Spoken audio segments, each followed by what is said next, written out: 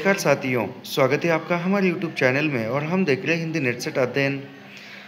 जैसे कि आप सभी को पता है, अभी हाल ही में 29 जून को हमारा नेट जेआरएफ का पेपर हो चुका है और वह पेपर हो जाने के बाद एग्ज़ाम हो चुका है और उसका आंसर की भी जारी किया है। बहुत जल्दी एनटीआर रिजल्ट भी जारी करेगा। अब चिंता मत कीजिए, आने वाले जो दिसंबर माह में एग्ज़ाम है उस एग्ज़ाम की तैयारी के लिए लग जाइए। तो आपको उस एग्ज़ाम की तैयारी करने के लिए ढेर सारी शुभकामनाएं। आज हम पढ़ते हैं हमारे नेट के पाठ्यक्रम में जो कहानियां हैं, उन कहानियों में से आज हम छोटी कहानी से प्रारंभ करते हैं। सबसे प्रथम एक टोकरी भर मिट्टी।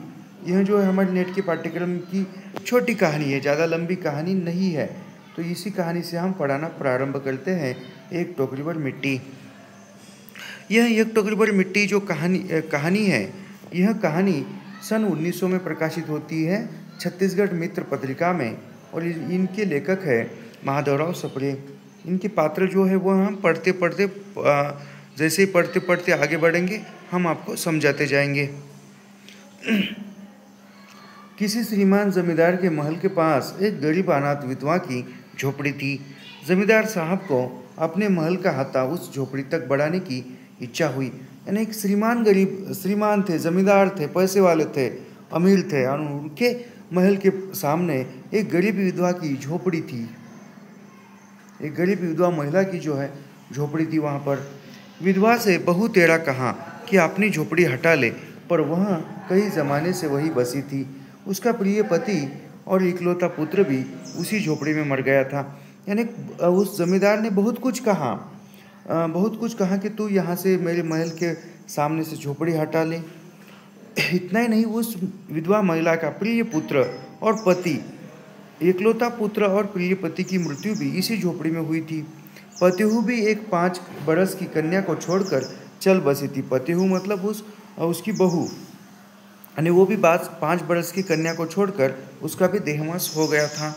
अब यही उसकी पोती इस वृद्ध काल में एकमात्र आधार थी। जब से अपनी पूर्व स्थिति की याद आती तो मारे दुख के फुट फुट रोने लगती थी। यानी जैसे ही उसको अपने जैसे ही याद आती थी उसके पति की, उसके बेटे की, उसकी बहू की याद आती थी तो वो फूट फूट कर रोती थी। और जब से उसने अपने श्रीमान पड़ोसी की इच्छा का हाल सुना, तब से वह अमृत प्राय हो गई थी।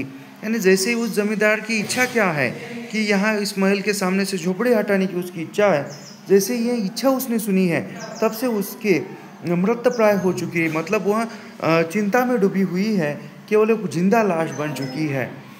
उस झोपड़ी में उसका मन लग गया था कि बिना मरे वहाँ से वह निकलना नहीं चाहती थी। यानी उस झोपड़ी में उस विधवा महिला का मन लग गया था। अभी सहज बात है कि किसी को ही खुद के घर में मन लग जाता है और वहाँ से वह निकलना नहीं चाहता है और कोई आपको निकालना चाहता है, तो देखिए मन स्थिति क्या हो सकती है। श्रीमान के सब प्रयत्न निष्फल हुए। तब वे अपनी जमींदारी चाल चलने लगे। बाल की खाल निकालने वाले वकीलों की थैली गरम कर उन्होंने अदालत में झोपड़ी पर अपना कब्जा करा लिया और विधवा को वहां से निकाल दिया। यानी जैसे वो समझा कर कहकर विधवा महिला वहां से निकलने के लिए तैयार नहीं थी। तब उसने अपनी जमींदारी चाल क्या है, वकीलों से पैसे देकर, अदालत में पैसे देकर उसने जो भी है मुकदमा अदालत में चलाया और महिला को वहाँ से उस झोपड़ी से हटा दिया। बेचारी अनाथ तो थे ही, 5 बरस आस पड़ोस में कहीं रहने लगी। यानी पहले से अनाथ थी, कोई नहीं था, केवल एक पति होती, एक पोती थी, उसके साथ आस पड़ोस में ही वह वहीं पे रहने लगी थी। यानी एक दिन जो है श्रीमान टहल रहे थे झोपड़ी के पास और जो भी कामगार मजदूर थे उनको वह काम भी बता रहे थे कि क्या करना है, किस प्रकार करना है। और उतने में जो विधवा महिला की झोपड़ी थी वहाँ पर वह एक टोकरी लेकर वहाँ आती है। श्रीमान ने उसको देखते ही नौकरों से कहा कि उसे यहाँ से हटा दो। यानी श्रीमान ने देखा और देखते ही नौकरों से कहा कि यहाँ से उसको हटा दो, यानी उस महिला को हटा दो। पर वह गिड़गिड़ा कर बोली, महाराज 1 मिनट रुकिए। एक दिन श्रीमान जो है उस झोपड़ी के पास टहल रहे थे और टहलते टहलते अपने मजदूरों को वह काम बतला रहे थे। इतने में वह महिला वहाँ पर पहुँचती है और वहाँ पर पहुँचने के बाद एक टोकरी लेकर हाथ में आती है और वह नौकरों से कहता है कि इसको यहाँ से हटा दो। गिड़गिड़ा कर बोली, यानी महिला अब गिड़गिड़ा कर बोलती है, महाराज आप तो यह झोपड़ी तुम्हारी ही हो गई है, मैं उसे लेने नहीं आई हूँ, महाराज क्षमा करें। तो एक विनती, यानी महिला क्या कहती है कि गिड़गिड़ा कर कहती है कि महाराज आप तो यह झोपड़ी आपकी ही हो गई है, मैं इस झोपड़ी को लेने नहीं आई हूँ, महाराज क्षमा करें। एक विनती है, यानी मेरी एक विनती है, वह तो सुनिए।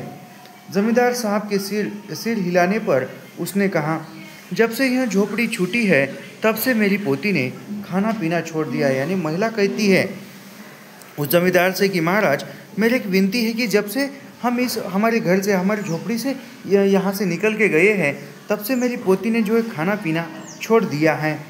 मैंने बहुत कुछ समझाया पर वह एक नहीं मानती। यानी मैंने बहुत कुछ समझाया है कि आप वह घर हमारा नहीं है, अब वो झोपड़ी हमारी नहीं है, उस पर तो आप जैसे ज़मींदार का अधिकार है, समझाया है, मगर वह एक नहीं मानती है क्योंकि वो छोटी बच्ची है। यही कहा करती है कि अपने घर चल, वह रोटी खाऊंगी। यानी छोटी बच्ची क्या कहती है वो पोती कि अपने घर चल तभी मैं वह रोटी खाऊंगी, तभी मैं खाना खाऊंगी। अब मैंने यह सोचा कि इस झोपड़ी में से एक टोकरी भर मिट्टी लेकर उसका चूल्हा बनाकर रोटी पकाऊंगी। यानी बूढ़ी महिला कहती है कि मैंने सोचा है कि अब मैं इस झोपड़ी में से एक टोकरी भर मिट्टी ले जाऊंगी और टोकरी भर मिट्टी ले जाकर उसका चूल्हा बनाऊंगी। यानी एक टोकरी भर मिट्टी ले जाकर चूल्हा बनाऊंगी और उस चूल्हे पर जब मैं रोटी पकाऊंगी तो मुझे विश्वास है कि, या मुझे आशा है कि मेरी पोती जो है खाना खाएगी। देखो कैसी भावना मन में है। ये जो प्रश्न है आया था नेट में, कहीं कब आया था पता नहीं है, लेकिन आया था 1-2 या 3 साल में अंदर आया था कि विधवा महिला ने झोपड़ी से एक टोकरी भर मिट्टी क्यों लेना चाहती थी, तो चूल्हा बनाने के लिए। वहाँ पर ऑप्शन भी थे, तो याद रखिए। इससे भरोसा है कि वह रोटी खाने लगेगी। महाराज कृपा करके आज्ञा दीजिए तो इस टोकरी में मिट्टी ले जाऊं। यानी महाराज आप आज्ञा दीजिए तो इस टोकरी में मैं मिट्टी ले जाऊं। श्रीमान ने आज्ञा दे दी। यानी यह सुनकर श्रीमान ने आज्ञा दी। श्रीमान को भी लगा होगा कि चलो यार, तो झोपड़ी नहीं लेने आई है तो एक झोपड़ी के अंदर की एक टोकरी पर मिट्टी ही तो लेने आई है। ऐसा करके जमींदार साहब ने वह उनको ये किया, आज्ञा दे दी, यानी ले जाने की अनुमति दे दी। विधवा झोपड़ी के भीतर गई। वहाँ जाते ही उसे पुरानी बातों का स्मरण हुआ। यानी जैसे ही विधवा महिला जो है झोपड़ी के अंदर उसने प्रवेश किया, जो भी जाने के बाद उसकी पुरानी यादें, अपनी पति की यादें, अपने बेटे की यादें, बहू की यादें उसके मन में ताज़ा हो गई। स्मरण हुआ मतलब याद आई। उसकी आंखों से आंसू की धारा बहने लगी। अपने आंतरिक दुख को किसी तरह संभाल कर उसने अपनी टोकरी भर ली। यानी जो भी आंतरिक दुख का आ रहा था उसको, जो भी स्मरण आ रही थी, याद आ रही थी, और उस यादों के सहारे वह रोने की अवस्था में थी। अपनी दुख को संभाल कर, अपने खुद को संभाल कर, उस यानी आंतरिक दुख यानी मन की जो भी भावनाएं थी उस भावनाओं को संभालते हुए उन्होंने हाथों से एक टोकरी भर मिट्टी जो है भर ली और हाथ से उठाकर बाहर ले आई। यानी झोपड़ी के अंदर टोकरी भर ली और वह हाथों में उठाकर बाहर झोपड़ी के बाहर आंगन में ले आई।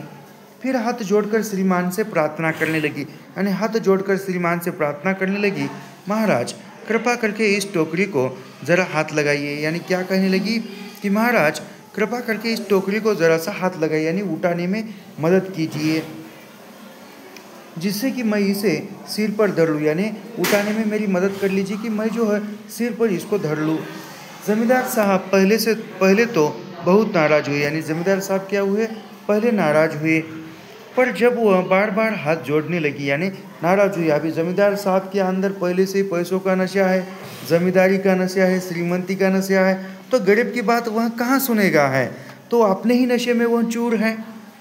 पर जब वह बार बार हाथ जोड़कर वह विनती करने लगी कि महाराज कृपा करके एक टोकरी पर मिट्टी जो है सिर तक उठाने के लिए मेरी मदद कीजिए, और पैरों पर गिरने लगी, तो उसके मन में कुछ दया ही नहीं। बार बार वह हाथ जोड़कर विनती करने लगी कि महाराज कृपया करके मुझे वह एक टोकरी पर मिट्टी उठाने में मदद कीजिए। और वह बार बार कहने लगी, पैरों पर गिरने लगी। तो उसके मन में कुछ दया आई। किसी नौकर से न कहकर आप ही स्वयं टोकरी उठाने आगे बढ़े। यानी जमींदार साहब ने क्या किया, किसी नौकर से नहीं कहा कि एक टोकरी भर एक टोकरी से भरा हुआ मिट्टी से भरा हुआ टोकरा जो है उठाने में मदद करे। स्वयं आगे बढ़े, यानी खुद ही आगे बढ़ने लगे। जो ही टोकरी को हाथ लगाकर ऊपर उठाने लगे, त्यों ही देखा कि यह काम उसकी शक्ति के बाहर है। यानी वह ऐसे ही टोकरी भर मिट्टी उठाने के लिए आगे बढ़े, तो वह आगे बढ़े और मिट्टी से भरा हुआ टोकरा जो है वह उठाने का प्रयास करने लगे। तो वह टोकरी भर मिट्टी जो थी वह जगह से हिली भी नहीं, वहाँ से वहाँ एक हाथ भी ऊंची नहीं हुई। वह लज्जित होकर कहने लगे, नहीं, यह टोकरी हमसे न उठाई। यानी वह एक टोकरी भर मिट्टी वह उठा रहा है, लेकिन उनको नहीं उठाई गई। और वो लज्जित होकर कहने लगा कि नहीं, यह टोकरी भर मिट्टी जो है हमसे उठाई नहीं जाएगी। यह सुनकर विधवा ने कहा, यानी जैसे ही जमींदार साहब ने कहा कि नहीं, यह टोकरी भर मिट्टी जो है हमसे उठाई नहीं जाएगी, यह सुनकर विधवा महिला ने कहा, क्या कहा, महाराज नाराज न हो, आपसे एक टोकरी भर मिट्टी नहीं उठाई जाती, और इस झोपड़ी में तो हजारों टोकरियाँ मिट्टी पड़ी है। यानी विधवा महिला ने क्या कहा, महाराज आपको एक टोकरी भर मिट्टी नहीं उठाई जाती है, लेकिन इस झोपड़ी के अंदर, इस झोपड़ी में न जाने कितनी हजारों टोकरियाँ मिट्टी जो है पड़ी हुई है, उसका भार आप जन्म भर क्यों कर उठा सकेंगे। यानी आपको अब कुछ क्षण के लिए, कुछ मिनटों के लिए एक टोकरी भर मिट्टी उठाई नहीं जाती है, मगर सोचिए इस झोपड़ी के अंदर न जाने कितनी हजार टोकरियाँ मिट्टी पड़ी हुई है, इसका भार आप जीवन भर कैसे उठा सकोगे। आप ही इस बात पर विचार कीजिए, यानी आप ही इस बात पर विचार कीजिए, ऐसा वो विधवा महिला जमींदार से कहती है। जमींदार साहब धन मत से गर्वित थे, यानी वो पहले धन से, पैसों से वह गर्वित थे। घमंड था, कर्तव्य था, गर्व था, अपना कर्तव्य भूल गए थे। पर विधवा की उपयुक्त वचन सुनते ही उनकी आंखें खुल गई। यानी जैसे ही विधवा महिला ने उपयुक्त कथन कहा, क्या कथन कहा विधवा महिला ने, ऐसा प्रश्न बन सकता है कि विधवा महिला का कौन सा कथन सुनकर या कौन सा वचन सुनकर जमींदार साहब का गर्व टूट गया या घमंड टूट गया। कौन सा, तो आपको एक टोकरी भर मिट्टी उठाई नहीं जाती, तो इस झोपड़ी में तो हजारों टोकरियाँ मिट्टी पड़ी है। यह कथन सुनकर उनका जो है पैसों का, जमींदारी का जो गर्व था, वह गर्व जो है टूट गया। सुनते ही उसकी आंखें खुल गई। कर्ता कर्म का पश्चाताप कर उन्होंने विधवा से क्षमा मांगी और झोपड़ी वापस कर दी। यानी उसको एक टोकरी भर मिट्टी उठाई नहीं जाती। जैसे वह सुना, और वो सुनने के बाद उनका जो है घमंड था, गर्व था, वह टूट गया। और वह गर्व टूट जाने के बाद उन्होंने उस विधवा महिला को उसकी झोपड़ी जो है वापस दे दी। यहाँ पर छोटी सी कहानी जो है समाप्त हो गई। इस कहानी के पात्रों में दो ही पात्र थे मुख्य, विधवा महिला और जमींदार साहब और वकील। ये तीन ही, जमींदार और वकील, ये तीन ही पात्र है। याद रखिए, छोटी सी कहानी थी, हमने यह पढ़ा दी है। जैसे लंबी कहानी का ज़्यादा समय लगेगा, इसलिए वो भी हम लाइन बाय लाइन पढ़ा देंगे, ऐसे ही आप सभी को पता है। तो ऐसे ही अध्ययन करने के लिए हमारे चैनल को सब्सक्राइब कीजिए, लाइक कीजिए और शेयर करना मत भूलिए। मिलते हैं नेक्स्ट वीडियो में। धन्यवाद।